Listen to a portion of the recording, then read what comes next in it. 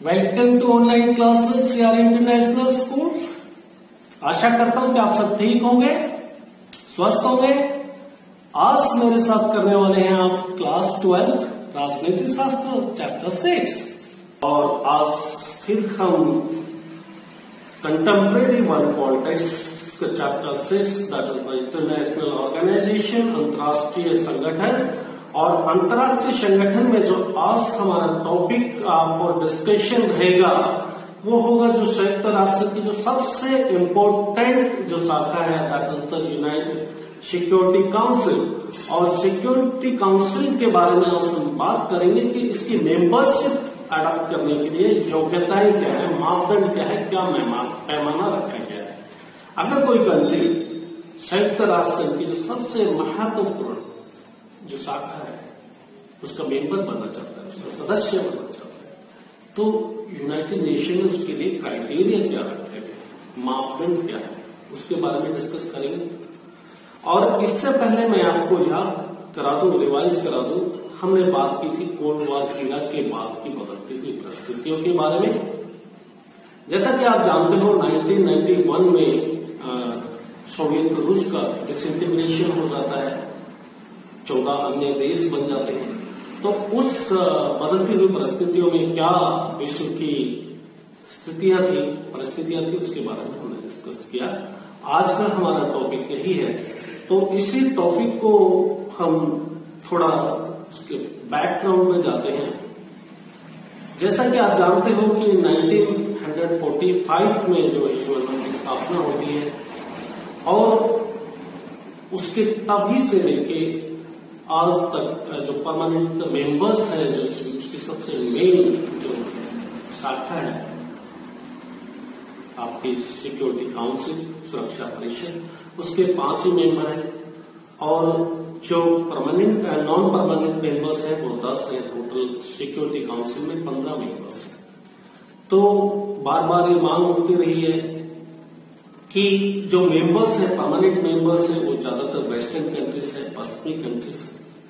और इस security council के अंदर इक्विटेबल रिप्रेजेंटेशन नहीं है, वेस्टर्न कंट्री से डोमिनेटेड है और ये इन्फ्लुएंस्ड रहती है। इस तरह की शिकायतें बार बार होती रहती हैं कि जो वेस्टर्न कंट्री का जो यूरोपियन कंट्रीज है उसका डोमिनेशन है, प्रभाव है, प्रभुत्व है सिक्योरिटी काउंसिल में, और जो भी डिसीजन लिए जाते हैं निर्णय वो उनके सेल्फ इंटरेस्ट को कहीं ना कहीं दिखाते हैं कि उन्होंने अपने पॉइंट ऑफ व्यू को ध्यान में रख के निर्णय लिया है। तो इसको लेकर जनरल असेंबली में यूनाइटेड नेशन की जो एक आम सभा है उसके अंदर एक रेजोल्यूशन अडॉप्ट किया गया that was in way back in 1992। 1992 में रेजोल्यूशन अडॉप्ट किया गया और मुख्य रूप से जो बातें हुई जो मैं आपको अभी बता चुका हूं कि भाई इसमें जो कंप्लेंट थी, जो शिकायतें थी, वो यही था कि इक्विटेबल रिप्रेजेंटेशन नहीं है, वेस्टर्न कंट्री से डोमिनेटेड है, उनका इन्फ्लुएंस है। तो इन्हीं बातों को रखकर जो दी यूनाइटेड नेशन सेक्रेटरी जनरल उस वक्त के तत्कालीन जो सेक्रेटरी जनरल की बात करें हम, कोफी अन्नान, उन्होंने 1 जनवरी 1997 में एक इंक्वायरी कमेटी बैठाई इसके लिए कि भाई हम अगर कुछ सुधार करना चाहते हैं यूनाइटेड नेशन में तो किस तरह से हम सुधार के लिए आगे बढ़ा जा सकता है, कौन कौन से फैक्टर्स हैं जहां पर हमें फोकस करना चाहिए। और ये जो यूएन के लिए जो इंक्वायरी कमेटी बैठाई उनकी तरफ से जो मुख्य रूप से जो बात की गई वो सिक्योरिटी, फॉर इंस्टेंस आज हम देखेंगे सिक्योरिटी काउंसिल के बारे में उन्होंने बातचीत की, राइट। तो सिक्योरिटी काउंसिल के बारे में क्या बातचीत किया उन्होंने, कौन से क्राइटेरिया रखे कि इसकी मेंबरशिप को अडॉप्ट करने के लिए क्या मापदंड है, उसके बारे में डिस्कस करेंगे। और उसका फिर इससे नेक्स्ट वाले टॉपिक में क्रिटिकल एनालिसिस भी करेंगे कि वो जो क्राइटेरिया जो अडॉप्ट किया है, जो मापदंड उन्होंने बनाए हैं, परमानेंट मेंबर्स की बात करें या नॉन परमानेंट मेंबर्स की, क्या वो सही मायने में जो मापदंड है क्या रिलेवेंट है, क्या वास्तव में उनके ऊपर हमें बिल्कुल एक जो कहते हैं कि लाइन ऑफ लेंथ पकड़ के उसी के ऊपर चलना होगा, क्या उसमें फ्लेक्सिबिलिटी नहीं हो सकती? क्या और जो अडॉप्ट किए हैं क्राइटेरिया वो बिल्कुल सही है? तो बाद में बात करेंगे। अभी तो फिलहाल जो योग्यताएं रखी गई उनके बारे में डिस्कस करते हैं। तो सबसे पहले जो आपका फर्स्ट जो पॉइंट है कि अगर किसी को जो संयुक्त राष्ट्र के जो सिक्योरिटी काउंसिल है उसके लिए आप मेंबरशिप देना चाहते हो, तो वो कंट्री सबसे जो है आर्थिक स्थिति, उसकी जो इकोनॉमिक कंडीशन है, इकोनॉमिकली जो काफी आगे होना चाहिए, उसकी आर्थिक स्थिति अच्छी हो। तो इसके बारे में बात करेंगे कि ये कंडीशन कहां तक रिलेवेंट है, क्या इस तरह की कंडीशंस हम रख सकते हैं क्या, और इसके क्या मायने होंगे, क्या परिणाम निकलेंगे। तो ये आर्थिक स्थिति आधार पर उन्होंने कहा कि जो अभी सिक्योरिटी काउंसिल के जो मेंबर्स बनाते हो उनकी इकोनॉमिक कंडीशन ऐसी हो। अब वो बात क्यों कि इसका भी एक रिलेवेंस है। जैसा कि आप जानते हो यूनाइटेड नेशन जो संयुक्त राष्ट्र संघ है, इसके बहुत सारे ब्रांचेस हैं और विश्व के अंदर बहुत तरह की समस्याएं हैं, सामाजिक समस्याएं, आर्थिक समस्याएं। तो हर देश में जो यूएनओ की तरफ से एक ग्रांट दी जाती है, मदद की जाती है इकोनॉमिकली जो डेवलपिंग कंट्रीज है उनको ऊपर लाने के लिए, ताकि जो उनकी आर्थिक स्थिति सुधरे, एजुकेशन के ऊपर, कल्चर के ऊपर डेवलपमेंट विकास किया जा सके। तो इसके लिए यूनाइटेड नेशन काम करता है। अलग अलग शाखाएं, बाद में एक एक शाखा को लेकर हम डिस्कस करने वाले हैं। तो फिर जो ये बात रखा गया कि भाई जो भी यूनाइटेड नेशन का जो मेंबर बनना चाहता है, परमानेंट मेंबर्स की बेसिकली जो फोकस है, जो क्राइटेरिया रखा है कि कहा गया है दोनों के लिए, परमानेंट और नॉन परमानेंट, अस्थायी के लिए भी यही क्राइटेरिया रखा गया है। लेकिन उनका फोकस जो है, जो हम जान पाए हैं, वो यही है कि परमानेंट मेंबर्स के लिए हो। तो जैसा कि हम देखा है हमने जो पास्ट में अगर देखें उठाकर, तो जो सबसे बड़ा जो कंट्रीब्यूटर है, जो बजट के लिहाज से जो मदद करता है यूनाइटेड नेशन को, जो कंट्रीब्यूट करता है, दैट इज द यूएसए। और टोटल कंट्रीब्यूशन का जो 22% है, अगर 99 के फिगर्स को उठाकर देखें, 2019 के फिगर्स को उठा के देखें, तो उन्होंने 22% जो है कंट्रीब्यूट किया है। टोटल जो कंट्रीब्यूशन का 22% जो कंट्रीब्यूशन है वो यूनाइटेड स्टेट ऑफ अमेरिका की तरफ से। तो कोफी अन्नान ने जो एक इंक्वायरी कमेटी बनाई, उनका भी यही मानना था कि वह जो भी देश इसके जो मेंबर बनना चाहते हैं, बेसिकली परमानेंट मेंबर्स, उनकी जो आर्थिक स्थिति है वो अच्छी होनी चाहिए, इकोनॉमिकली वो साउंड होने चाहिए, ताकि जब जरूरत पड़े यूनाइटेड नेशन को मदद कर सके। उसके बाद में बात करते हैं बड़ी सैन्य शक्ति की, जो मिलिट्री के पॉइंट ऑफ व्यू से, पावर के हिसाब से वो देश शक्तिशाली होना चाहिए, उसके पास में सैन्य शक्ति होनी चाहिए, उस देश की सेना जो है वो मॉडर्नाइज हो, उनके पास में अति आधुनिक हथियार हो, गोला बारूद हो। अब ये क्राइटेरिया क्यों रखा गया है, इसके बारे में आप थोड़ा सा जान लें और कुछ जान पाए होंगे। जैसे कि हमने पहले भी बात की कि विश्व के अंदर बहुत सारे देश 195 अराउंड, और भी कुछ कंट्री अपने आप को स्वतंत्र राष्ट्र मानते हैं, लेकिन यूनाइटेड नेशन उनको कंसिडर नहीं करता, तो हम उसके बारे में नहीं कहेंगे। तो आप मोटे तौर पे मान के चले 195 कंट्रीज आज के दिन स्वतंत्र राष्ट्र के रूप में। तो 195 कंट्रीज, और स्वाभाविक है क्षेत्र से लेकर किसी और मैटर को लेकर इन कंट्रियों के बीच में किसी तरह के विवाद रहने की पॉसिबिलिटीज बनी रहती है। और कभी कभी ये छोटे छोटे विवाद एक फुल फेज वार, एक पूर्ण रूप से युद्ध का रूप ले लेते हैं।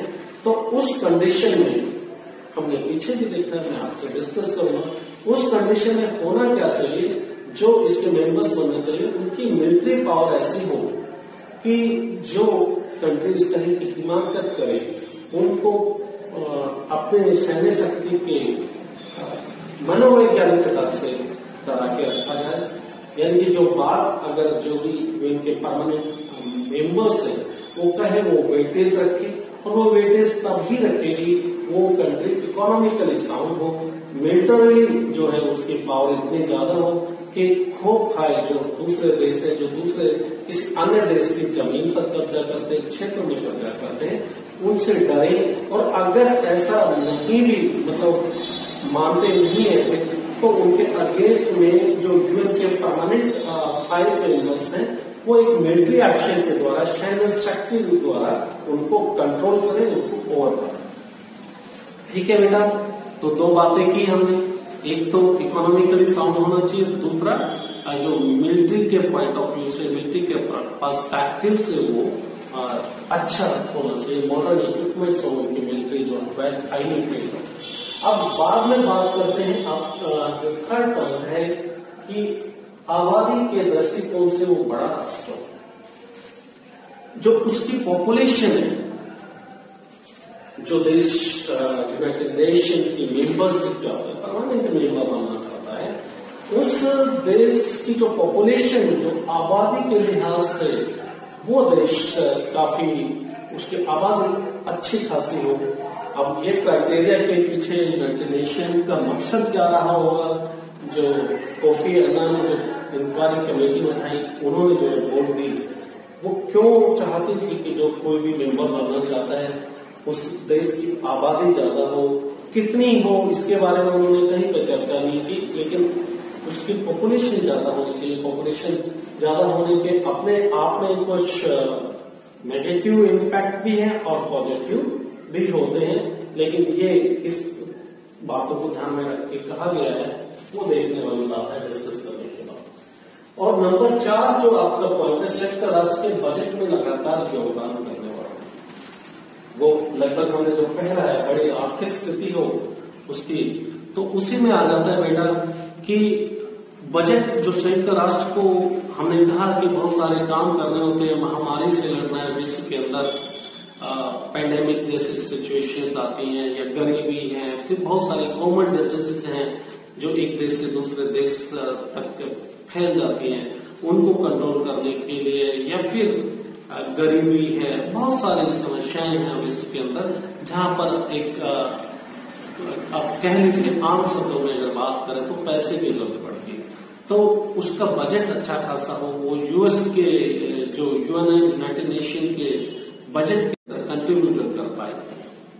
तो इसमें अगर हम देखें तो अगर हम अपने देश की बात करें तो 2019 के अगर फिगर्स में देखें तो कंट्रीब्यूटर है भारत, लगातार जो यूनाइटेड नेशन को कंट्रीब्यूट करता है, लेकिन 21वें पायदान के ऊपर खड़ा हुआ है। तो सबसे फर्स्ट में हमने बात की यूनाइटेड स्टेट ऑफ अमेरिका, उसके बाद में चाइना है और अन्य कंट्री हैं, यूरोप के कंट्री ज्यादातर, और बहुत छोटे छोटे कंट्री भी हैं जो हमसे ऊपर है। इटली की बात करें, स्वीडन, नॉर्वे, वो छोटे कंट्री भी हैं उसमें जो अच्छा कंट्रीब्यूशन करते हैं। ठीक है, अब नेक्स्ट टॉपिक की बात कर लेते हैं बेटा, वो होगा लोकतंत्र का सम्मान करना। वो जो country United state of United nation का जो मेंबर बनना चाहता है वो डेमोक्रेसी की रिस्पेक्ट करता है,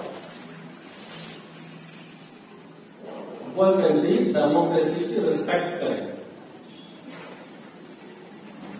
ठीक है,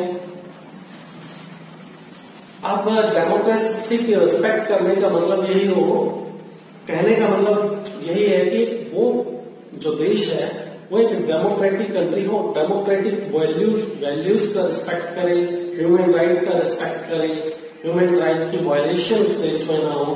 तो इसी बारे में बात करना चाहते हैं। उनका मकसद यही है कि वो जो विश्व के अंदर डेमोक्रेटिक कंट्रीज को विस्तार देना चाहते हैं कि जो विश्व के ज्यादातर कंट्री डेमोक्रेटिक कंट्री हो, तो ये अपने आप में एक अच्छी बात है, लेकिन जितने भी डेमोक्रेटिक कंट्री है उन सभी को तो यूनाइटेड नेशन के जो विस्तार हो उसमें मेंबर नहीं बनाया जा सकता। और लास्ट है वो जो है अपने यह देश जो मेंबर बनना चाहता है वो भूगोल के हिसाब से उसकी जो ज्योग्राफी है या फिर उसकी अर्थव्यवस्था है या उसकी संस्कृति है, उसके हिसाब से वो विविधता को जो है रिप्रेजेंट करता हो, यानी कि उसका इतना बड़ा भूगोल हो, ज्योग्राफिकल एरिया उसके पास ज्यादा हो, और ज्योग्राफिकल एरिया में भी अलग अलग तरह की ज्योग्राफी हो, कहीं पे पहाड़ हो, पर्वत हो, नदी हो, नाले हो, संस्कृति अलग हो, अलग अलग कल्चर के लोग वहां पर रहते हो, और उनकी आर्थिक स्थिति के बारे में बात की जाती है कि वो किस तरह से रिप्रेजेंट करें, मतलब डिफरेंट डिफरेंट वैल्यूज का जो रिप्रेजेंट करें। तो ये सब क्राइटेरिया के बारे में बात किया गया है। अब हम बात कर लेते हैं, मैं आपको कुछ कंट्रीज का नाम बता देता हूं जो 2019 की बात करें तो जिन्होंने जो यूएस यूनाइटेड नेशन के मेन कंट्रीब्यूटर हैं उन्होंने बजट में दिया है, काफी कंट्रीब्यूट किया है। यूनाइटेड नेशन की मैंने यूनाइटेड स्टेट ऑफ अमेरिका के बारे में मैंने पहले ही कह दिया कि 22% उन्होंने टोटल बजट का दिया है। चाइना ने 12% दिया है, उसके बाद में जापान है 8.5। इनफैक्ट ये सारे फिगर्स आपकी एनसीईआरटी की बुक में है। मैं चाहूंगा कि आप सभी एक बार उसके ऊपर नजर डालें और अपने दिमाग के अंदर एक परसेप्शन बना के रखें, ठीक है। तो फिर इसके बाद में हम एक क्रिटिकल एनालिसिस भी करते हैं कि जो ये कंडीशंस रखी गई है, बड़ी आर्थिक स्थिति हो, बड़ी सैन्य शक्ति हो, आबादी के दृष्टिकोण से बड़ा राष्ट्र हो, संयुक्त राष्ट्र के बजट में लगातार उसका योगदान हो, लोकतंत्र का सम्मान करता हो, या फिर देश अपने भूगोल, अर्थव्यवस्था और संस्कृति के लिहाज से जो विविधता को रिप्रेजेंट करता हो। तो कहां तक ये जो उचित है ये क्राइटेरिया, क्या ये क्राइटेरिया अडॉप्ट करके कोई एक्सपेंशन दिया गया है अभी तक? तो देखा जाए तो परमानेंट मेंबर में तो आप देख ही रहे हो, बनने के बाद में कोई एक्सपेंशन नहीं दिया गया, कोई विस्तार ही नहीं हुआ है। 1945 से लेकर आज तक वही 5 परमानेंट मेंबर है। दावे जरूर किए जाते हैं। अब किस आधार पर ये क्या योग्यताएं अपने आप में जो मापदंड रखे गए ये सही मापदंड है, तो हम थोड़ा सा डिस्कस कर लेते हैं। अब अगर बात करें कि बड़ी आर्थिक स्थिति हो, अब हम बात करते हैं अफ्रीकन कंटिनेंट की बात करें। अफ्रीकन कंटिनेंट के अंदर अगर बात करें तो टोटल 54 कंट्रीज हैं आज के दिन, 54 देश है, और वहां से बिल्कुल रिप्रेजेंटेशन नहीं है। तो हो सकता है वहां पर से रिप्रेजेंटेशन देने के लिए आपको इस कंडीशन के ऊपर कॉम्प्रोमाइज करना पड़ेगा, क्योंकि आपने पूरे कंटिनेंट जो सबसे बड़ा कंटिनेंट है that is the African continent where we are having 54 countries and even a single country has not represented in the security council, ठीक है ना, फ्रॉम दी अफ्रीकन कंटिनेंट। तो हमको इस क्राइटेरिया पे कॉम्प्रोमाइज करना हो सकता है, वो कंट्रीब्यूट करें, इतना ज्यादा न कर पाए।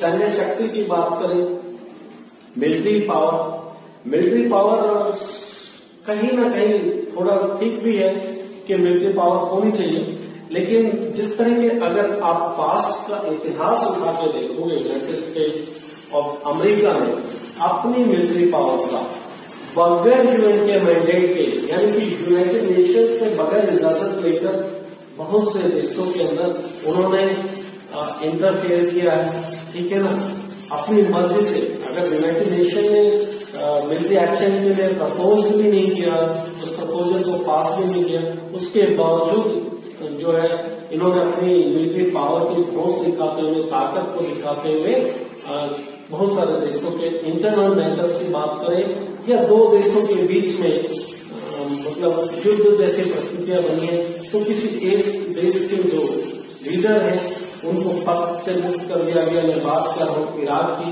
जो इराक और कुवैत के बीच में युद्ध चला था।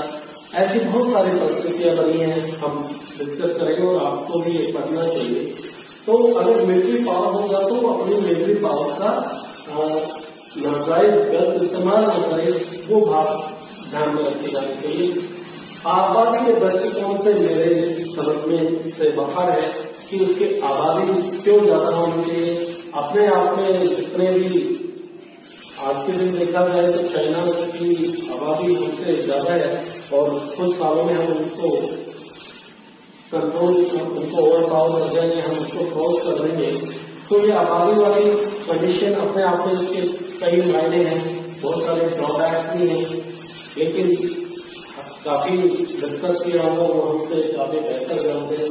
और बजट के अंदर कंट्रीब्यूशन की बात होती है, बहुत सारे कंट्री ऐसे हैं कि जो यूनाइटेड नेशन का जो बजट में हो सकता है वो इतना ज्यादा कंट्रीब्यूट नहीं कर पाए, लेकिन अगर आपको रिप्रेजेंटेशन देना है, जैसे कि बात करो कि यूनाइटेड स्टेट जो नॉर्थ अमेरिका और साउथ अमेरिका के बीच में जो कुछ कंट्रीज हैं, कैरिबियन कंट्रीज के नाम से जिन्हें जाना जाता है, या फिर लेटिन अमेरिका और कैरिबियन कंट्रीज, उनका कोई रिप्रेजेंटेशन नहीं है। फिर बात करें साउथ अमेरिका है, वहां से कोई रिप्रेजेंटेशन नहीं है। तो अगर ये क्राइटेरिया कहने का मतलब है, इस क्राइटेरिया को अगर हम स्टैंडर्डाइज करके बात करें तो मुझे नहीं लगता है कि आप जस्टिस कर पाएंगे, इक्विटेबल रिप्रेजेंटेशन देंगे।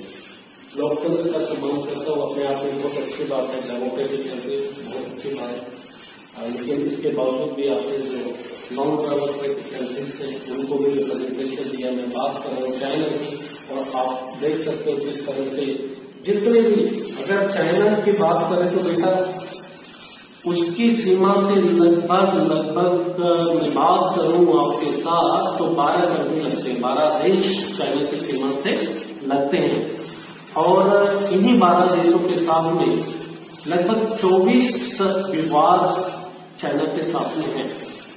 जिन साउथ चाइना सी की बात कर लो, या फिर ताइवान के साथ बात कर लो, इंडोनेशिया हो, वियतनाम हो, भारत हो, फिर आपका ऑस्ट्रेलिया की बात करें, सभी देशों के साथ में, ऑस्ट्रेलिया तो काफी दूर है इनफैक्ट, फिर भी साउथ चाइना सी के पॉइंट ऑफ व्यू से इन्होंने मतलब हर चाइना कम्युनिस्ट राष्ट्र है जैसे कि आप जानते हैं, फिर भी सभी देशों के साथ में इनके रिश्ते ठीक नहीं है और इनकी विस्तारवादी नीति इसका मेन कारण है। लेकिन इसके बावजूद भी वो संयुक्त राष्ट्र संघ का मेंबर है, परमानेंट मेंबर है। तो किस आधार पर रखा जाए ये डिस्कशन का विषय है। आप भी सोच सकते हो क्या क्राइटेरिया हो, इसमें से क्या क्राइटेरिया क्या रह सकता है।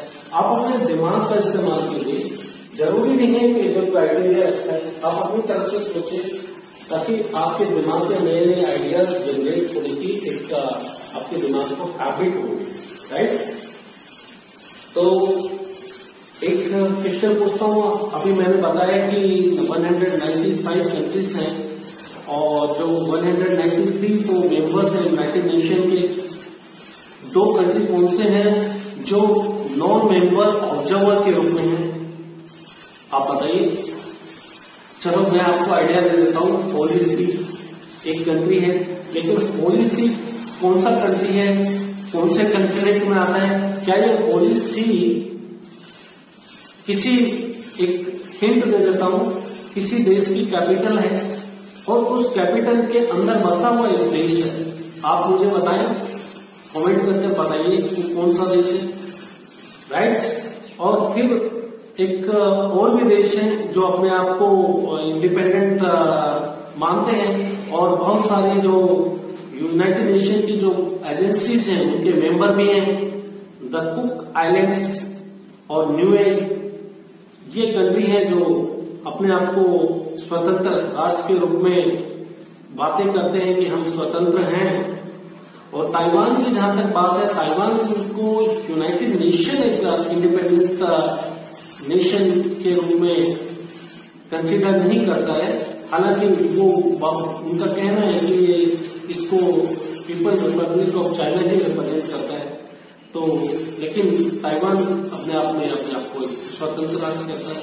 तो कभी भी अगर कोई बात करते हैं कि वे कितने इंडिपेंडेंट कंट्री है, तो वो अपने आप में एक विवादास्पद प्रश्न ही विवादास्पद है, क्योंकि बहुत सारे कंट्री हैं जिनको उनके पड़ोसी देश मान्यता देते हैं या नहीं देते हैं, यूनाइटेड नेशन मान्यता नहीं देता है, और लेकिन वो अपने आप को खुद को एक इंडिपेंडेंट कंट्री कहते हैं। तो ये एक एडिशनल नॉलेज ऐसे ही हम चर्चा करते रहिए, क्योंकि पॉलिटिकल साइंस में आप खाली सिर्फ बुक के लिहाज से किसी कॉम्पिटिटिव एग्जाम्स को पास नहीं कर पाओगे। And you are the intelligent people student, तो वीडियो ध्यान रखिए। साथ में आप मुझे कमेंट में बताइए कि जो कंट्री वाइज, चलो आप मुझे कंट्री बता दीजिए। जैसे कि मैंने आज आपको बताया कि अफ्रीकन कंटिनेंट के अंदर 54 कंट्रीज है, तो आप इसके बाद यूरोप में कितने कंट्री है, एशिया में कितनी कंट्री है, या फिर नॉर्थ अमेरिका, साउथ अमेरिका, अन्य रीजन में ओशियनिया में कितने कंट्री है, वो सब आप मुझे कमेंट में बताएंगे। राइट, तो इसी के साथ आज का ये टॉपिक यहीं पर समाप्त करते हैं। फिर एक नए टॉपिक के साथ फिर मुलाकात